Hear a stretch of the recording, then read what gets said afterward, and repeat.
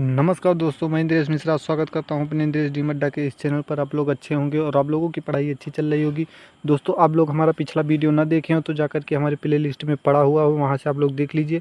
और आप लोग हमारे चैनल को सब्सक्राइब ना किए हो तो आप लोग हमारे चैनल को सब्सक्राइब कर दीजिए और बेल आइकन की घंटी को दबा दीजिए और प्रेस ऑल कर दीजिए, ताकि हमारी कोई भी नोटिफिकेशन हो वो आप लोगों तक सबसे पहले ज़रूर पहुँच जाए।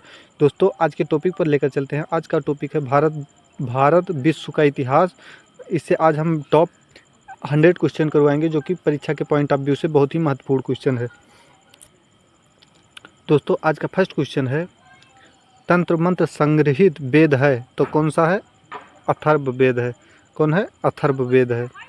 नेक्स्ट क्वेश्चन है, भारतीय संगीत का जनक है तो कौन है? सामवेद है। कौन है? सामवेद है। नेक्स्ट क्वेश्चन है, गायत्री मंत्र लिया गया है तो कहाँ से लिया गया है? ऋग्वेद से लिया गया है। कहाँ से लिया गया है? ऋग्वेद से लिया गया है। गायत्री मंत्र के रचनाकार हैं तो कौन है? विश्वामित्र हैं। कौन है? विश्वामित्र हैं। नेक्स्ट क्वेश्चन है, गायत्री मंत्र समर्पित है तो किससे समर्पित है? सावित्री सूर्य देवता से है। किससे है? सावित्री और सूर्य देवता से है। आर्यों के जानकारी का स्रोत है तो क्या है? ऋग्वेद है। क्या है? ऋग्वेद है। नेक्स्ट क्वेश्चन है, ऋग्वेद में सर्वाधिक बार वर्णित नदी है तो कौन है? सिंधु नदी है। कौन है? सिंधु नदी है। ऋग्वेद में वर्णित सबसे पवित्र नदी है तो कौन है? सरस्वती है। कौन है? सरस्वती है। ऋग्वेद में वर्णित प्रमुख देवता तो कौन है? इंद्र, जिनको पुरंदर के नाम से जाना जाता है। कौन है? इंद्र, जिनको पुरंदर के नाम से भी जाना जाता है। ऋग्वेद में सबसे बाद निर्मित मंडल है तो कौन है? 10वां मंडल। कौन है? 10वां मंडल। ऋग्वेद में पूर्णतः सोम को समर्पित मंडल कौन सा है? तो 9वां मंडल है। कौन सा है? 9वां मंडल है। सत्यमेव जयते लिया गया है तो कहाँ से लिया गया है? मुंडको उपनिषद से लिया गया है। कहाँ से लिया गया है? मुंडको उपनिषद से लिया गया है। कहाँ से लिया गया है? मुंडको उपनिषद से लिया गया है। प्राचीन हिंदू विधि का लेखक है तो कौन है? मनु है। कौन है? मनु है। स्मृति ग्रंथों में सबसे प्राचीन है तो क्या है? मनु स्मृति है। क्या है? मनु स्मृति है। पुस्तक मिताक्षरा के लेखक हैं तो कौन है? विज्ञानेश्वर है। कौन है? विज्ञानेश्वर है। महाभारत का अन्य नाम है तो क्या है? जय संहिता है। क्या है? जय संहिता है।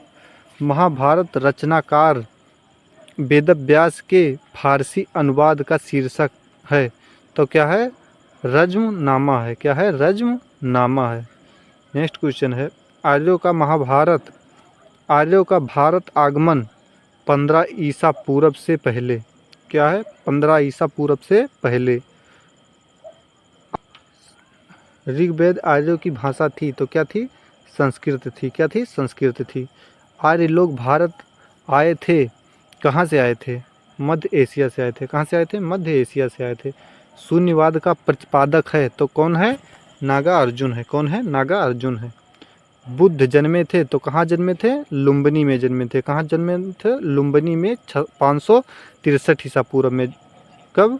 लुम्बिनी में 563 ईसा पूर्व में। बुद्ध की मृत्यु कहाँ हुई? तो कुशीनगर में हुई। और कब हुई? 483 ईसा पूर्व में। कब हुई? 483 ईसा पूर्व में। बुद्ध की मृत्यु की घटना है तो क्या है? महापरिनिर्वाण है। क्या है? महापरिनिर्वाण है। बुद्ध के प्रथम गुरु थे तो कौन थे? अलार कलाम थे। कौन थे? अलार कलाम थे। बुद्ध का प्रथम प्रवचन कहलाता है तो क्या कहलाता है? धर्म चक्र परिवर्तन कहलाता है। क्या कहलाता है? धर्म चक्र परिवर्तन कहलाता है। बुद्ध ने अपना प्रथम उपदेश दिया था तो कहाँ दिया था? सारनाथ में दिया था। कहाँ दिया था? सारनाथ में दिया था। बुद्ध ने किस भाषा में उपदेश दिया था? तो पाली भाषा में उपदेश दिया था। किस भाषा में दिया था? पाली भाषा में उपदेश दिया था। बुद्ध ने सर्वाधिक उपदेश दिए तो कहाँ दिए? शरावस्ती में दिए। कहाँ दिए? शरावस्ती में दिए। बौद्ध धर्म के त्रिरत्न क्या क्या हैं? तो बुद्ध, धम्म और संघ है। क्या है? बुद्ध, धम्म और संघ है। बौद्ध धर्म ग्रहण करने वाली प्रथम महिला कौन थी? तो कौन थी? गौतमी थी। कौन थी? गौतमी थी। प्रथम बौद्ध संगीति 483 ईसा पूर्व हुआ था तो कहाँ हुआ था? अजात शत्रु के काल में राजगृह में हुआ था। कहाँ हुआ था? अजातशत्रु के काल में राजगृह में हुआ था। चतुर्थ बौद्ध संगीति हुआ था तो कहाँ हुआ था? कुंडलवन कश्मीर में कनिष्क के समय में हुआ था। कहाँ था? कुंडलवन कश्मीर में कनिष्क के समय में हुआ था।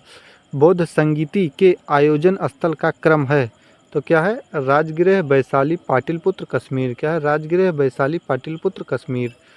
बुद्ध के पूर्व जन्म पर आधारित कथा है तो क्या है? जातक है। क्या है? जातक। अजंता की गुफाओं में किस ग्रंथ का चित्रण है?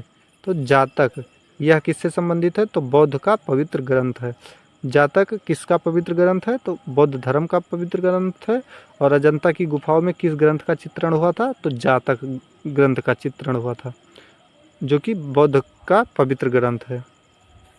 नेक्स्ट क्वेश्चन है, मंदिर निर्माण कला में विमान शैली का प्रचलन हुआ था तो कहाँ हुआ था? चोल वंश के शासक में। कब हुआ था? चोल वंश के शासन में। दशमलव प्रणाली का जन्म हुआ तो किसके काल में हुआ? गुप्त काल में हुआ। किसके काल में हुआ? गुप्त काल में हुआ। राष्ट्रीय पंचांग आधारित है तो किस पर आधारित है? शक संवत पर। किस पर? शक संवत पर। चरक थे तो कौन थे? आयुर्वेद के जनक थे। कौन थे? आयुर्वेद के जनक थे। सिल्क मार्ग को आरंभ कराया तो किसने करवाया? कनिष्क ने करवाया। किसने करवाया? कनिष्क ने करवाया। नेक्स्ट क्वेश्चन है, गुप्त वंश की जानकारी मिलती है तो कहाँ से मिलती है? वायु पुराण से मिलती है। कहाँ से मिलती है? वायु पुराण से मिलती है। समुद्रगुप्त को भारत का नेपोलियन कहा जाता था तो विंसेंट आर्थर स्मिथ ने कहा था। समुद्रगुप्त को भारत का नेपोलियन कहा जाता था तो किसने कहा था? तो विंसेंट आर्थर स्मिथ ने कहा था। किसने कहा था? विंसेंट आर्थर स्मिथ ने कहा था। सिक्कों पर वीणा बजाते स्थित हैं तो कौन है? समुद्रगुप्त हैं। कौन है? समुद्रगुप्त हैं। भारत का बिस्मार्क है तो कौन है? वल्लभ भाई पटेल हैं। कौन है? वल्लभ भाई पटेल हैं। ईरान का नेपोलियन है तो कौन है? नादिर शाह है। कौन है? नादिर शाह है। समुद्रगुप्त का दरबारी कवि था तो कौन था? हरिसेन था। कौन था? हरिसेन था। प्रसिद्ध चीनी यात्री बौद्ध यात्री फहियान आया था तो किसके शासनकाल में आया था? चंद्रगुप्त द्वितीय के काल में 5वीं शताब्दी में आया था। कब आया था? चंद्रगुप्त द्वितीय के काल में 5वीं शताब्दी में आया था। चंद्रगुप्त सेकंड विक्रमादित्य ने अपनी दूसरी राजधानी बनाया था तो कहाँ बनाया था? उज्जैन को बनाया था। कहाँ बनाया था? उज्जैन को बनाया था।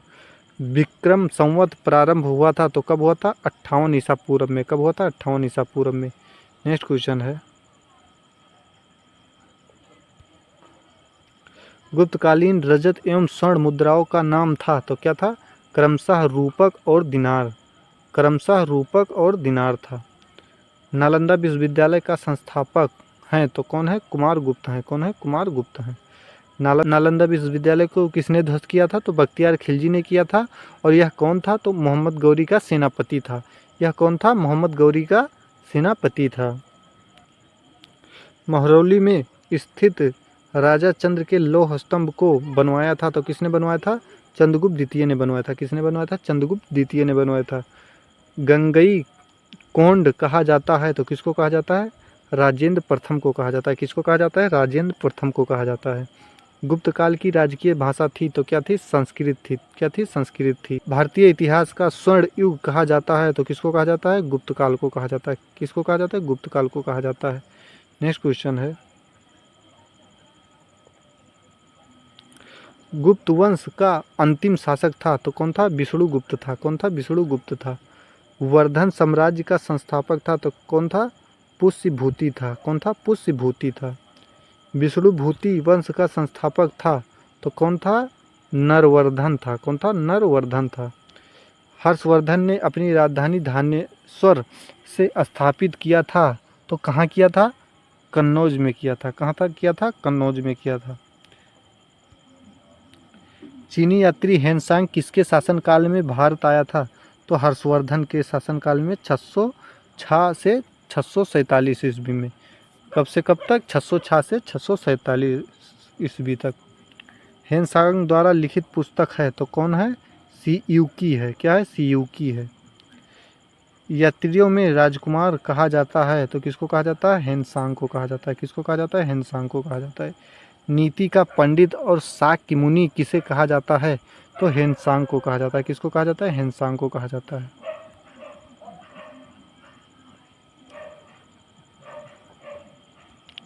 नेक्स्ट क्वेश्चन है, हर्षवर्धन का राज दरबारी कवि था तो कौन था? बाणभट्ट था।